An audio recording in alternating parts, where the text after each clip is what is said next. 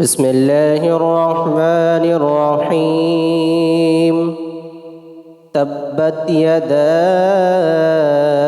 أبي لهب وتب ما أغنى عنه ماله وما كسب سيصلى نارا ذات لهب وامرأته حمالة الحطب في جيدها حبل من مسد। ধ্বংস হোক আবু লাহাবের দুই হাত, আর সে নিজেও ধ্বংস হোক। তার ধন ও উপার্জন কোনো কাজে আসবে না।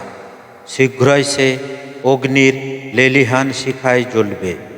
তার স্ত্রীও, যে কাষ্ঠ বহনকারিণী, তার গলায় থাকবে পাকানো। লাইক, শেয়ার এবং ফলো করুন।